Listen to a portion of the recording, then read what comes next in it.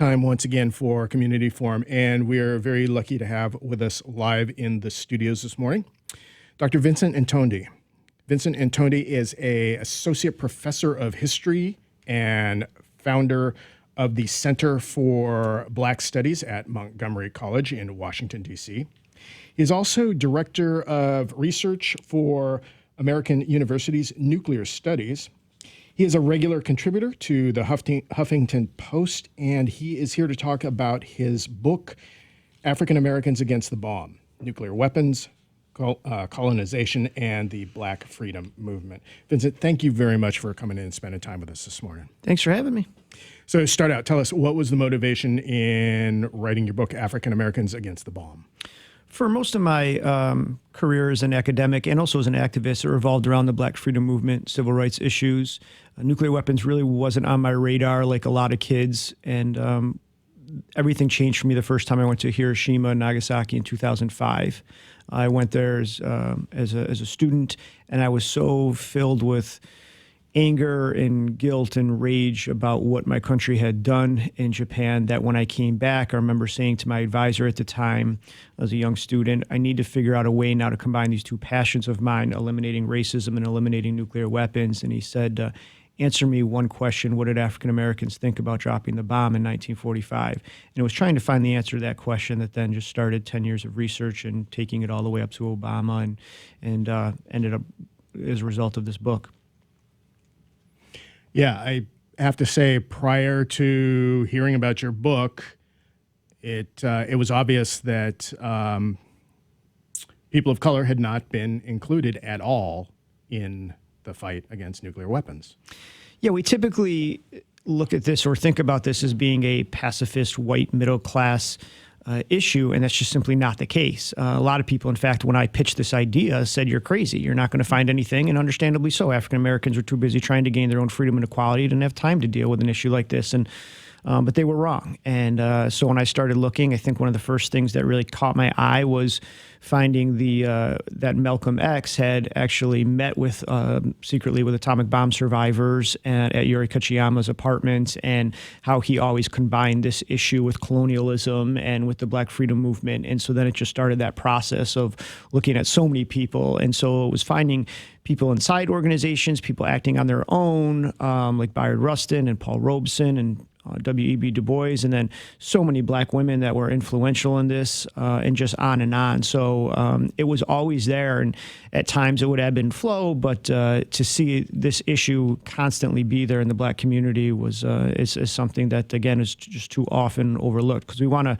compartmentalize this. We want to take, Black History Month comes and we have a picture of Martin, a picture of Rosa in our textbooks for kids, and that concludes Black History Month, and keep them in their nice, neat little categorical boxes and not act as if they had any role in international relations, foreign policy, militarism, or any of these things, and that's just not the case.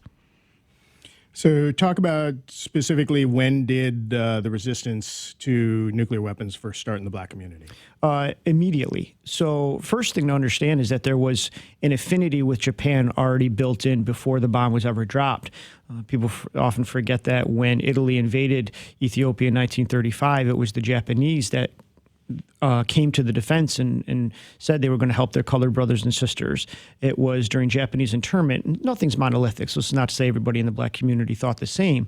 But there were many in the Black community with Japanese internment that said, here are a group of people that are being put in these concentration camps for no reason except the color of their skin. This could happen to us, and actually tried to sneak food and clothes into these to the concentration camps. So people like W.E.B. Du Bois had already been traveling in Asia and was lionized in Japan. This was all before the bomb was dropped. And so when we dropped the bomb, before there was any organized movement, some of the first groups to come out against it, of course, were the atomic scientists and religious groups, Fellowship of Reconciliation, but also those in the Black community. Not, and again, any major organization, just individuals even coming out, pastors in Black churches, and certainly in the Black press were so many early on. Pittsburgh Courier, Chicago Defender, Baltimore Afro-American, where the Black community really got their information from. They were seeing columnists write about this as well. What about the regular people? I understand through some of your research, there was people who were writing letters to the editor. Yeah, so I wanted to besides getting the bigger names that we know of, I wanted to feel what was going on in the community. So I started going through letters to the editor, which, for kids today, when I talk to students today, they can go into ProQuest and they can put in a few keywords, hit enter, and it's all right there. And for me, I was in the Library of Congress on microfilm going through issue by issue and painstakingly, but it didn't matter if it was beauty shop owners or it was truck drivers or it was domestic workers. It was all the same, and it was a very much a very apocalyptic version of this. Like, we don't have enough religion to stop this. This genie's out of the bottle. What are we going to do? Even those that were happy about the war ending weren't expressing a celebratory attitude towards the bomb, because we also see that there are, in the black press, there's praise for African Americans who worked on the bomb project. But again, if you go back and look at them, they're praising them for being these wonderful mathematicians and scientists, showing that they can work side by side with whites and showing that this should lead to equality, not praise for the actual bomb itself. I don't know all the details on it yet, but I know that there, with the Hanford Nuclear Reservation, that blacks worked a lot on that facility, on building it anyway, and that they were segregated off into, I believe, Pasco at the time. Yes, this is part of the larger environmental racism or environmental justice and how these things are connected. So what we start to see happening is one, nuclear testing early in the 1950s done on black veterans. So we were taking veterans that had fought and then sending them out to Nevada and then not telling them what we were doing and testing nuclear weapons on them. They, of course, were filled with cancer, and there was nothing done for them. The atomic veterans, both black and white, are still around today. And actually, one of the only apologies or anything that ever came of it was in the 90s with Bill Clinton, but nobody ever really paid attention to it because I believe it was the same day that the OJ verdict came out. So it was a little overshadowed. But I still talk with a lot of the atomic veterans, and even as some of them are passing on, about trying to get a medal for them and trying to get their recognition. And actually, the most recent person who blocked it was John McCain, of all people. But yes, we also see this in what you're talking about in Hanford with the Savannah River Project, and that was in Georgia, where again they were doing the same thing, hiring African Americans to work in these bomb plants, not giving them any kind of protection, and they're scrubbing walls and they're cleaning this nuclear waste, getting nothing in return, filled with cancer. So. What nuclear weapons destroys everything in their path. They don't discriminate, but those who possess them do. And so when we look at everything from economic conversion to nuclear testing around the world to building the bombs, where the uranium comes from, and et cetera, where they've been used, it is people of color who are more affected in many ways than other populations. Talk about Byard Reston and the connection to a movement that developed in Africa. Yeah, Reston has a long history of activism, of course, dating back to the 1930s. And it's so tragic that two in particular, Byard Reston and Paul Robeson, are so forgotten in our history. And of course, Reston has been marginalized because he was gay, so he is iced out of this history, and kids don't even know his name, when in fact you may have not had a march on Washington without Reston. He was the organizer. He was an amazing organizer. And so Reston felt so strongly about this issue and was surrounded, though, by white pacifists who didn't want to take as a militant a stance as he did in many cases. So when the French want to be a nuclear power and on a world stage, and they decide they're going to test their first nuclear weapon, and they make the announcement they're going to do it in the Sahara. And you had this right at the time as the Algerian Revolution was happening. You had this right at the time is when Nkrumah was coming to power in Ghana, and the people in Ghana feared that the nuclear fallout would affect the cocoa industry. And so Reston puts a team together of British activists and himself and African activists and goes to Africa on a mission to stop the French test. And he argues it's the most important work he had ever done. They're literally laying their bodies on the line. Eventually, the French do test their nuclear weapon, but it leads to protests all around the continent. It leads to Nkrumah having follow-up World Without the Bomb conferences and being an activist against this. But not everybody wanted this. A. Philip Randolph at the time was sending letters to Reston saying, you need to come back here. Enough of this stuff. That we're trying to get ready for John Kennedy and the primaries in the 1960 convention, and we need now for you to be back here working on civil rights. And Reston's writing letters back to him saying, don't you understand how colonialism and how this is all connected? You can't separate these things. And so finally Reston says to the black leaders in the United States, I'm going to leave it in your hands. You decide. And they want him to come back. So he eventually does. And A.J. Musty goes to kind of fill in for him in Africa. But yeah, he always said it was some of the most important, if not the most important work he had ever done in his entire career.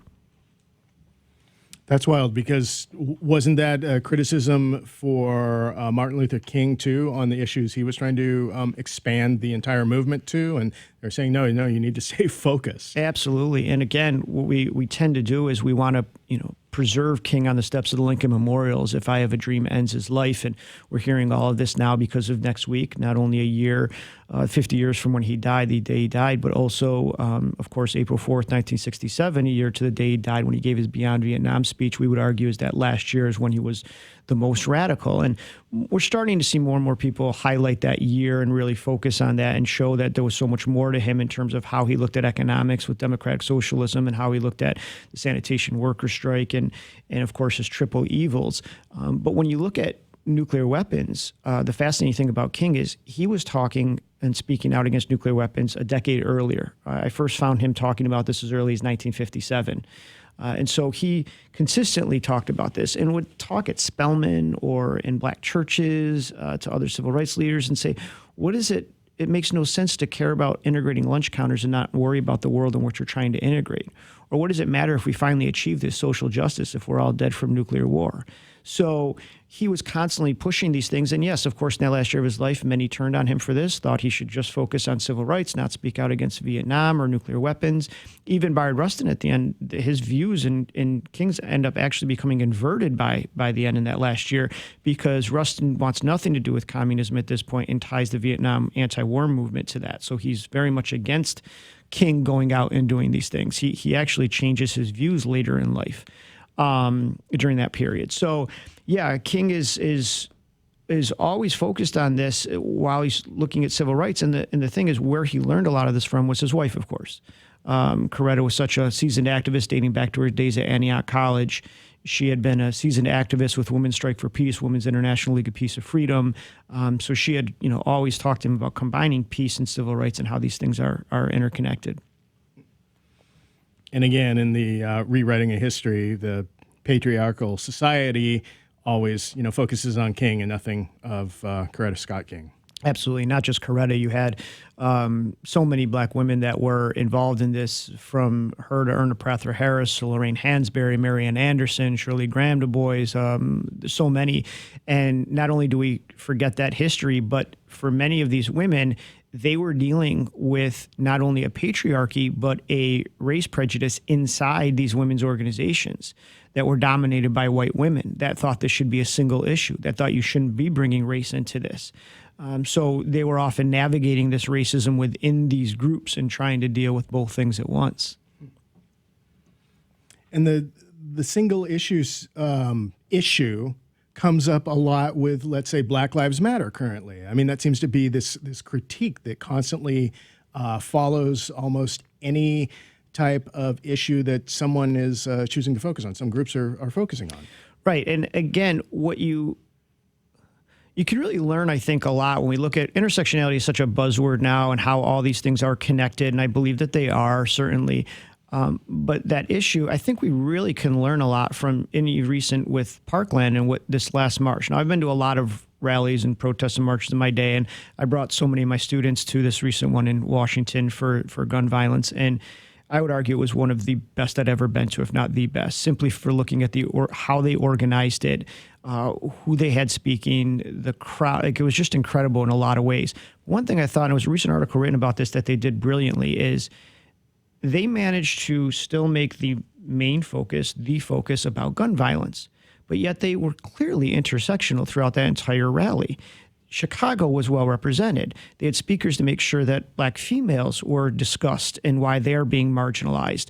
They had the girl talking about sensational LA in the Hispanic community. So they were talking very clearly about all these other issues whether it was feminism or whether it was racism, these things were all interweaved throughout this. Yet gun violence was still the main thing they were pivoting around. And so I think that's what has to happen. And what we did see happen is certainly in June 12th, 1982, the large rally. That's what I'm writing a book on now, and doing interviews with organizers there in intersectionality, in the issue of, do we include Lebanon in this march? Do we include El Salvador in this march? Do we include what was then a Black Lives Matter? They just didn't call it that back then. And so there were all these debates about what we should do, and they managed to include those with still having nuclear weapons as being the main focus, and they just pivot around that. And I think that's what we can learn from that. You certainly can do both. Okay, so related just to, since you brought it up, the rally that happened last weekend, heavy critique on social media about, oh, did they talk about how the U.S. is killing people in other countries? You know, we're fine with removing guns from our streets, but no one brings up that, you know, and justifiably so, that is a major issue. Can you, since you were there, can you fill me in if they did touch that? Sure. First of all, let's, again, keep in perspective. And I think they're brilliant and they are way ahead of their time, but they are 17-year-olds. So we're not expecting them to have, I didn't expect them to have a large critique of U.S. foreign policy and start debating neoliberalism and what Trump's doing. This wasn't the rally to do that, right? So that's the thing is, you know, versus when you had certain organizations, I remember during the Iraq War, where I thought the Iraq War protests, I thought UFPNJ was great. I was very critical of Answer. I'm very critical when Answer does any rallying or organizing. I think it's awful. I think the speakers go on, drivel on, and you end up having all these larger issues of militarism. And again, there's a place and a space for that. But the other thing was, doing these interviews for this June 12th march and talking to them, one of the things they were really focused on was making sure they got Middle America, making sure they got different communities involved in this. And it's how you got 1 million people without the internet in Central Park to rally against nuclear weapons. So imagine if these kids had come out and said, we're going to now start railing against U.S. foreign policy. We're going to start railing against the military-industrial complex. We're going to rail. Would you have gotten 800,000 people and then all these sister marches all over? So again, it's not to say these things are all connected, and if somebody wants to do a march on that, great, we'll support it. But we need to keep things in perspective in that regard. And I think, you know, so with social media, you're going to have all, you know, anybody that wants to critique, they're going to critique, but, you know. So talk about one of the aspects is obviously colonialism in your book. Talk more about the connection between colonialism and nuclear weapons. Yeah, one of the first to really come out against and connect this colonialism issue was Paul Robeson. Robeson in 46, a year after the atomic bombing, there's a rally in Madison Square Garden. 20,000 people are there, and they're talking about this stuff. And he's the one that brings it up. And he asked the question, where is the U.S. getting the uranium to build nuclear weapons? And the answer, of course, was the Belgian-controlled Congo. And he was making those connections of how colonialism works with the West and how it affects and how it is related to nuclear weapons. There was the issue, again, of at that point who had nuclear weapons and how they were using this, as Gar Alperovitz talks about atomic diplomacy as blackmail to get then resources out of various places.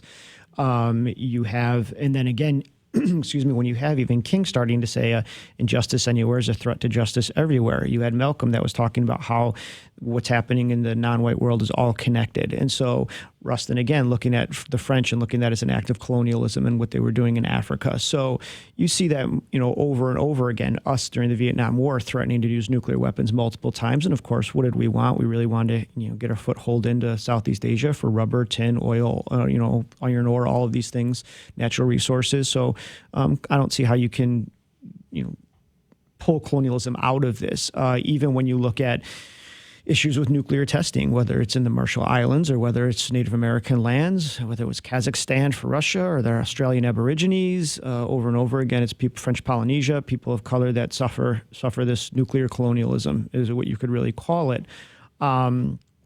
So yeah, I think it's always there, and you can't really separate it. And the best evidence of that is when you look in 1955, such a critical year on so many fronts.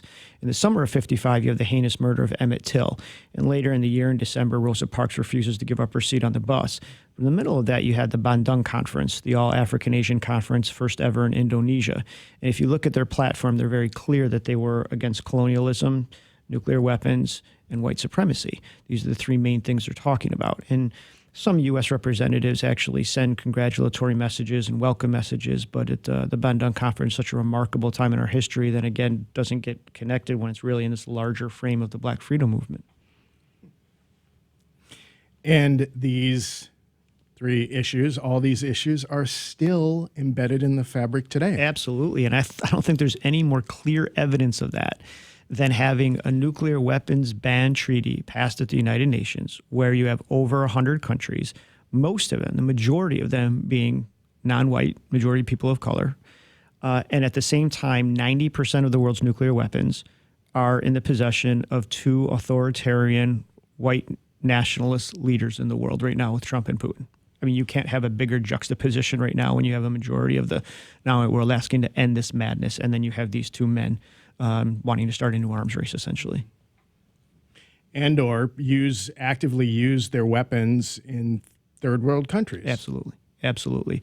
And again, threatening to use them, using them in third world countries. And what are the countries that are being, and people will say, well, but you're ignoring, that Pakistan has nuclear weapons, and India and China. Absolutely. I'm not ignoring that at all. It's not to say only, the white West has nuclear weapons, but we are looking at who has the majority of them right now and who would be harmed by it just in general. I mean, if just Pakistan and India had a small conflict, we're talking billions with a B that would be dead through famine and through the temperature changing and through fallout. You hear Trump talking about, and this is another thing of that we don't focus enough on, is the economic conversion piece that was done so well in the 1980s. Where I live in Washington, D.C., recently this winter in Baltimore, there were a lot of schools in Baltimore that literally didn't have money for heat. So they were asking kids to bring in space heaters. So you had space heaters in Baltimore city schools. And at the same time, you have a president that is willing to spend $1.2 trillion on more nuclear weapons when we already have enough to end civilization. So it's educating and letting people know that, how these connections are made, that you cannot talk about one without talking about the other. And that, again, is something that we're not doing enough of right now. And talk about the strength of this fabric of colonialism that is holding the current power structure together. Because for a brief period there, we saw with the Obama administration that it appeared that he was anti-nuclear and anti-nuclear weapons, and then boom, he turned around and infused the military-industrial complex with the largest spending spree in history. Yeah, Obama has spoken out and seemingly been against nuclear weapons since he was a college student. He was a journalist at the June 12, 1982 march, wrote about it in college. And I think that he had done a lot of positive steps very early on. He had his nuclear summits, and he worked to get loose nuclear weapons making materials in safe hands, which he successfully did in a lot of countries. In fact, he got enough material out of the Ukraine for 4 nuclear weapons before it fell into chaos. I think he deserves credit for the New START treaty, and of course I think the most important thing he did as president was the Iran nuclear deal without firing a shot through diplomacy. Does that mean that he doesn't deserve criticism? Of course not. He didn't. I would have liked him to take nuclear weapons off hair trigger alert before he left, obviously, with who came next, decrease the amount of nuclear weapons, not sign on for this $1 trillion or $2 trillion modernization plan. But at the end of the day, I don't put that on him. I put that on us. Everything that we have wanted, we have had to push for, everything that we've gotten. So if we wanted this, we needed 1 million people in the streets demanding that this end. He was asked once during his campaign in 2008, would Martin Luther King support you? And he said, no, King would be out in the streets making me do what I said I was going to do. He got it. He knew it.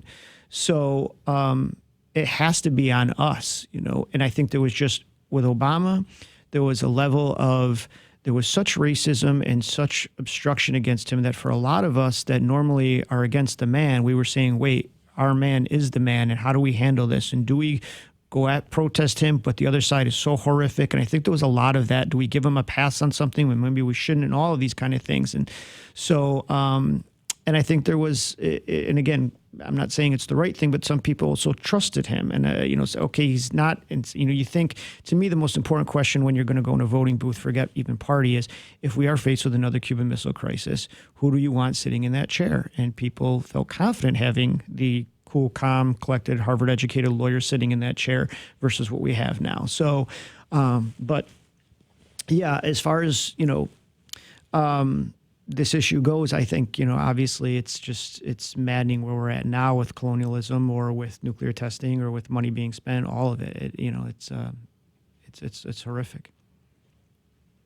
Only a few minutes left. In your book, you have examples of individuals who, when they couldn't find an organization representing their viewpoints, they created it.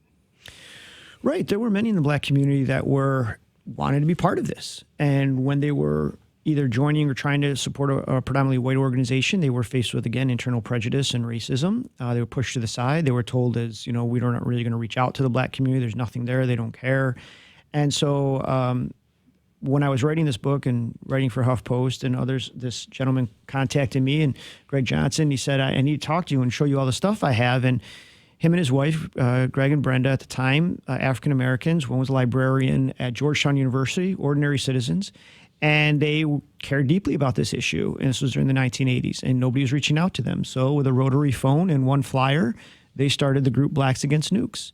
And that grew to multiple chapters and hundreds of members. And they were featured on the cover of Ebony and Jet magazine and were asked to speak in Hiroshima. And it's just an example of ordinary people doing something extraordinary, not waiting for this movement to come to them, but then go ahead and doing it. So if you really examine that, the 1980s, you see, and again, beyond Obama, I know we have to wrap up, but he certainly wasn't the first one. If you look at the Congressional Black Caucus, Jesse Jackson, Ron Dellums, if you look at Harold Washington, there's a long list of Black politicians that really put this front and center and worked hard on this. And we need that again.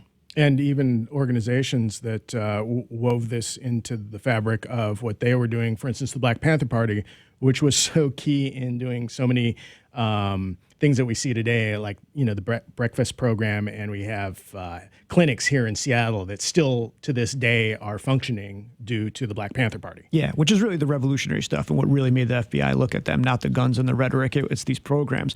But in terms of this, people don't think of nuclear weapons when they think of the Panthers, but if you go back and read Executive Mandate Number 1 that Bobby Seale read in Sacramento, it clearly connects the Black Freedom Movement to the atomic bombings of Hiroshima and Nagasaki. And of course, I talked to him about it, and he had said, we did that on purpose. We always looked at ourselves in an international light, which is why Kathleen Cleaver and Eldridge and others were asked to speak in Hiroshima, and they always viewed themselves in the same way.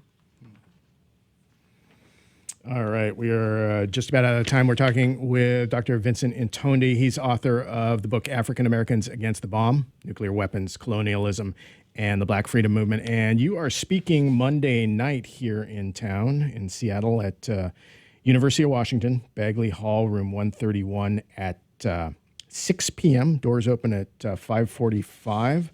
So looking forward to that. And you're also, while you're in town, you're working with Washington Physicians for Social Responsibility. And I'm wondering if we can drag Laura over to the mic for a second and get you to tie this issue in real quick with your work that you're doing currently. Thanks, Mike. Your organization. Yeah, Washington Physicians for Social Responsibility is a proud member of a statewide coalition that we started about a year and a half ago called Washington Against Nuclear Weapons. So this is a growing statewide coalition of members of the faith community, health professionals, communities of color, peace organizations, educators, and we're all working together to raise awareness about nuclear weapons issues, particularly here in Washington State, and to put pressure on our members of Congress to reduce the threat of nuclear war and the threat posed by nuclear weapons, especially here in Washington State. So you can learn more on our website, wpsr.org. We invite you to join us and hope to see some of you on Monday at University of Washington, 6 o'clock at Bagley Hall. Very good. And as I try and regularly point out to folks, we are blessed in a way where we're located here in Seattle. We happen to, if you draw a line between Hanford Nuclear Reservation, which is the most toxic site in the Western Hemisphere from its production of plutonium for nuclear bombs, and the Bangor Trident Nuclear Subbase that's 20 miles here from Seattle, which is the largest repository of nuclear weapons in the Western Hemisphere. We have a unique role where we're located at, and and a motivation, I would hope, towards solving this problem once and for all in a good way. So with that, we are unfortunately out of time. I want to thank you very much for coming in and spending time with us this morning. Thank you for having me and all the work that you're doing on this. I really appreciate it. Thank you.